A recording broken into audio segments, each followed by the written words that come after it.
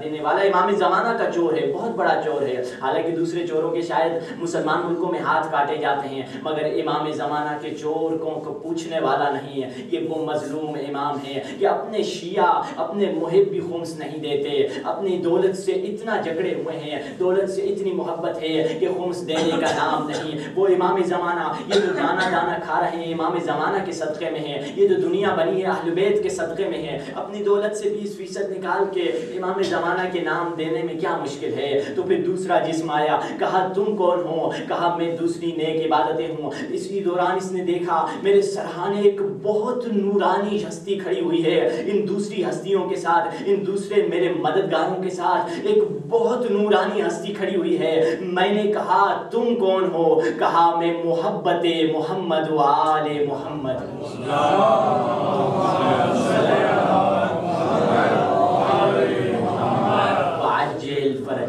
یہ ہے انسان کے جسم، انسان کے عمل کا جسم بنتا ہے۔ اب ہم آ جائیں کس کی طرف؟ آئیے دیکھیں کہ انسان کی قساوت کا کیا سبب بنتا ہے۔ قساوت کا ایک سبب کیا ہے؟ حب دنیا، دنیا کی محبت۔ رسول خدا نے فرمایا حب الدنیا رأس کل خطیہ، کہ حب دنیا، محبت کرنا دنیا کا تمام برائیوں کی جڑ ہے۔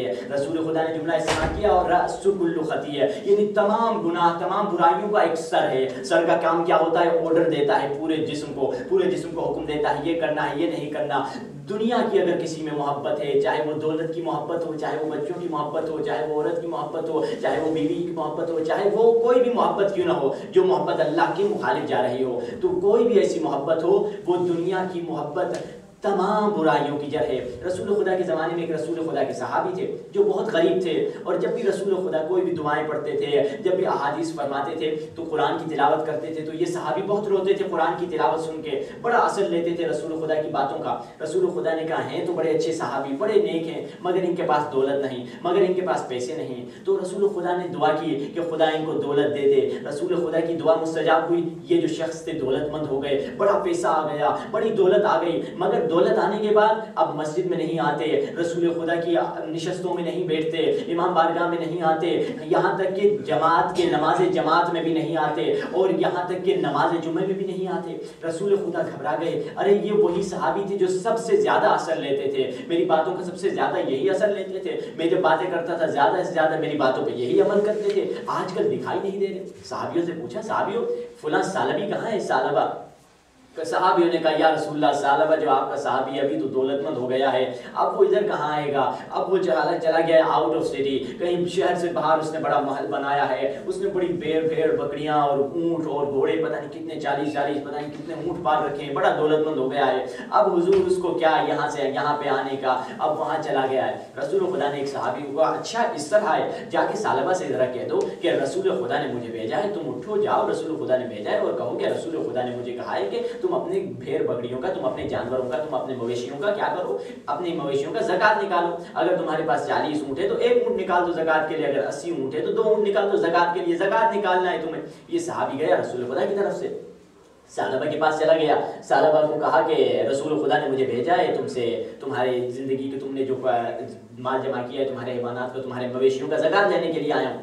تو ثعلبہ نے کہا زکات دینا ہے؟ کہا کہ ہاں رسول خدا نے کہا ہے کہ اگر تمہارے پاس 40 ہیں تو 40 میں سے 1 نکال دو، 80 ہیں تو 2 نکال دو، جتنے بھی جانور ہیں ان کے حساب سے زکات نکالنے کے لیے آیا ہوں۔ ثعلبہ نے کہا عجیب بات ہے، لگتا ہے رسول خدا مجھے تمہارا فقیر دیکھنے چاہتے ہیں، اور کہا میں زکات نہیں دینے والا، رسول خدا کو کہو میں نہیں دوں گا۔ یعنی دیکھیے یہ وہی صحابی، رسول خدا کے صحابی جو رسول خدا کی دعاؤں کے صدقے امیر بنے ہیں۔ اور یاد رکھیے جو بھی علی والا اگر امیر بنتا ہے وہ امام زمانہ کی دعاؤں کے صدقے بنتا ہے۔ ہمارا بھی وہی حال ہے ثعلبہ والے کا، ثعلبہ کو رسول خدا نے دعا کی امیر بنا، اب پھر زکات دینے کے لیے تیار نہیں ہے۔ ہم امیر تو ہو جاتے ہیں، کچھ تھوڑا پیسہ ہاتھ میں آ جاتا ہے، پھر وہ فرعونیت آ جاتی ہے کہ اب میں خمس کیوں دوں، اتنا پیسہ ہے 20% نکالوں گا وہ بھی بہت بن جائے گا، 20% بھی بہت نکل جائے گا، میں کیوں وہ پیسہ دوں؟ اور مختلف ہمارے ٹیکنیکیں استعمال کرتے ہیں، بیوی کے نام پہ پیسے کر دیتے ہیں، آگے پیچھے ہر طرح کی کہ خمس سے بچ جائیں، یعنی ایک اسلامی و شرعی دھوکہ دیتے ہیں تاکہ خمس سے بچ جائیں، کہیں ادھر سے گناہ بھی نہ ہو اور خمس سے بچ جائیں۔ یہ صاف ستھرا گناہ ہے، یہ تو ایک اپنے دل کو، اپنے من کو دلاسا دے رہے ہیں، وہی گناہ میں مبتلا ہیں،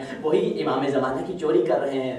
انسان میں پیسے کی محبت آتی کیوں ہے؟ دولت کی محبت آتی کیوں ہے؟ کیا وجہ ہے؟ اصل میں انسان جب معاشرے کو دیکھتا ہے کہ بھائی بنائی، فلاں صاحب گئے وہاں، فلاں صاحب نے یہ بزنس شروع کر دیا، فلاں صاحب نے حرام کمائی کی یہ نوکری شروع کر دی، فلاں صاحب نے اس طرح کا کام شروع کر دیا، تو اب میں کیا کرتا ہوں، میں بھی یہی کام شروع کر لیتا ہوں۔ تو انسان دیکھتا ہے ارے اس نے یہ اتنا پیسہ کما لیا، اس نے یہ گھر لے لیا، اس نے یہ گاڑی لے لی، مرسیڈیز لے لی، اس نے یہ دکان کھولا ہے، اب اس کے بعد یہ کرنے والا ہے، دولت مند ہو رہا ہے، کامیاب ہو رہا ہے، کیونکہ ہم سمجھتے ہیں کہ کامیابی وہی پیسہ ہے کہ آدمی بڑی چین اور اچھی زندگی گزارے، اس نے بڑی دولت کما لی ہے، اگرچہ حرام کمائی سے کمائی ہے مگر بڑی دولت کمائی ہے، میں بھی اسی لائن میں لگ جاتا ہوں۔ تو انسان بھی اسی لائن میں لگ جاتا ہے، انسان بھی چاہتا ہے دولت مند بنے، انسان بھی چاہتا ہے پیسے والا ہو جائے، انسان بھی اسی کی پیروی کرتا ہے۔ یعنی معاشرے کی اندھی تقلید کی وجہ سے یہ غلط محبت ہمارے دل میں آ جاتی ہے، اندھی تقلید، لوگوں کو دیکھا ہاں اس نے یہ شروع کر دیا ہے میں بھی یہی کرنے لگتا ہوں۔ انسان سوچتا نہیں، اللہ نے انسان کو عقل دی ہے، ہر انسان حر پیدا کیا گیا ہے، ہر انسان آزاد پیدا کیا گیا ہے، اپنی ذہن سے سوچ، اپنا مطالعہ بڑھائے، اپنا تفکر کرے کہ کیا میں جہاں کھڑا ہوا ہوں وہاں صحیح ہوں، کیا میں جہاں جاؤں گا صحیح ہوں۔ انسان یہ سوچتا نہیں ہے۔ یہ مولا علی علیہ السلام نے انسان کو تفکر کی دعوت دی ہے، اے انسان تمہیں خدا نے حر بنایا، تجھے اللہ نے آزاد بنایا، تو اپنے ذہن کو چلا، تو اپنے ذہن سے تفکر کر کہ کیا میں صحیح راستے کو طے کر رہا ہوں، کیا میں آخرت بنا رہا ہوں، یا میں بھی عمر ابن سعد کی طرح کہہ رہا ہوں کہ ابھی گناہ کر دوں گا پھر بعد میں توبہ کر لوں گا۔ ابھی حسین کو عمر ابن سعد نے یہی کہا تھا نا، قتل میں شریک ہو جاتا ہوں پھر بعد میں توبہ کر لوں گا۔ کہیں ہم بھی اس طرح کر رہے ہیں جو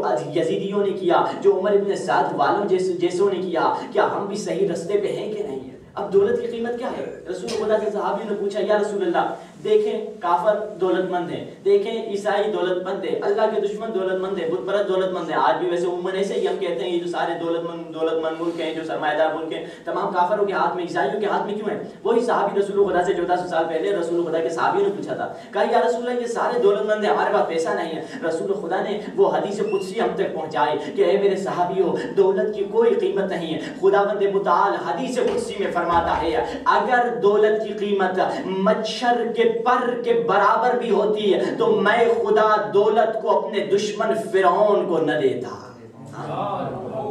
یعنی دولت کی یہ بھی قیمت نہیں ہے، دولت کی قیمت مچھر کے پر کے برابر بھی نہیں ہے کہ ہم جس کی قیمت رکھیں، ہم جس کے بارے میں سوچتے رہیں۔ ہماری زندگی یہی گزر جاتی ہے دولت کے پیچھے، اور پھر آخر میں دیکھا تو موت آ گئی۔ رسول خدا نے فرمایا نا الناس نیام قاموا اذا، لوگ سو رہے ہیں اسی وقت جاگتے ہیں جب پیٹھ قبر سے جا کے لگتی ہے، پھر سمجھ آتا ہے میں نے برباد کر لی وہ زندگی جس کو آباد سمجھ رہا تھا، میں اس ویرانہ جسے میں آباد سمجھ رہا تھا۔ کسی عالم نے کیا بہترین جملہ کہا، اے عجیب ہے وہ لوگ جو آبادی کو چھوڑ کر ویرانے اور بربادی میں جا کے گھر بناتے ہیں۔ اور علامہ اقبال نے بھی یہی جملہ کہا ہے کہ میں آباد ویرانہ چھوڑ کے جا رہا ہوں، کہ یہ آباد تو ہے دنیا مگر در حقیقت ویرانہ ہے۔